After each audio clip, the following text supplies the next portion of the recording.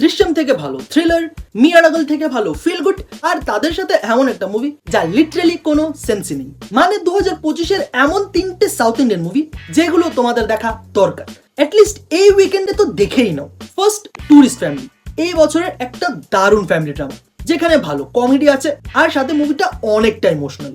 যেখানে movie starting এ তো আমি অ্যাকচুয়ালি বুঝতে পারিনি মুভিটা এতটা ইমোশনাল হবে, ভাই শেষের দিকে আমি শুধু এটুকুই বলবো মুভিটা দেখো। যেখানে মুভিটা একটা ইলিগাল ইমিগ্রেন্ট ফ্যামিলির গল্প যারা শ্রীলঙ্কা থেকে ইন্ডিয়াতে এসেছে, আর এই ব্যাপারটা খুবই ইজিলি প্রবলেমেটিক হতে পারতো কারণ ইলিগাল ইমিগ্রেশনের সাবজেক্টটাই এমন। বাট এখানে এই ব্যাপারটাকে খুবই ভালোভাবে হ্যান্ডেল করা হয়েছে। আমরা জানি তারা ইলিগাল ইমিগ্রেন্টস, বাট এরপরও আমরা তাদের সাথে ইমোশনালি কানেক্ট করছি, আর ওই কানেকশনটা এই মুভির শেষ পর্যন্ত আমাদের সাথে থেকে যায়। যেখানে এই পুরো গল্পটা একটা নর্মাল স্টোরি, অতীব সাধারণ গল্প, বাট যেভাবে পুরো ব্যাপারটাকে দেখানো হয়েছে দারুণ। তুমি এদের সাথে হাসবে, তুমি এদের সাথে কাঁদবে, বাট শেষ পর্যন্ত এদের সাথে জুড়ে থাকবে। আর কিছু সিনস তো লিটারালি এমন তুমি বুঝতে পারবে না তুমি কাঁদছো, মানে ইমোশনটাকে এতটা ভালোভাবে কানেক্ট করা হয়েছে। এক কথায় দারুণ। যদি তোমাদের মিয়াডাগল ভালো লাগে তাহলে এই মুভিটা তোমাদের নিশ্চয়ই ভালো লাগবে। সেকেন্ড, মালায়ালাম ইন্ডাস্ট্রি থেকে আরো একটা মাস্টারপিস, যেখানে তোমরা এই মুভিটাকে দৃশ্যম 3-এর আগেকার দৃশ্যম বলতে পারো, similar Drishyam but with role reversal.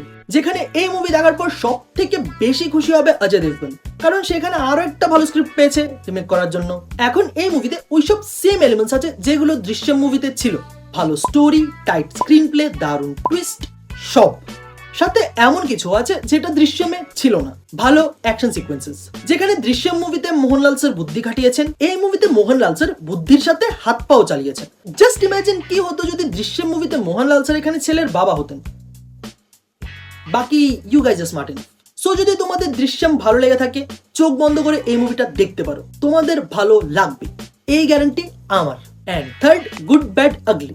এখন অনেস্টলি বলতে এই মুভিতে কিচ্ছু নেই, টোটাল মাইন্ডলেস।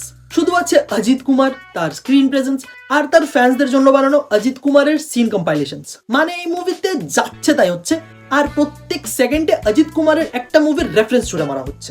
মানে সোজা কথায় শুধু ফ্যান্সদের জন্য বানানো। গল্পের নামে এখানে যাচ্ছে তাই হচ্ছে, বাট একটা মজা তো আছে।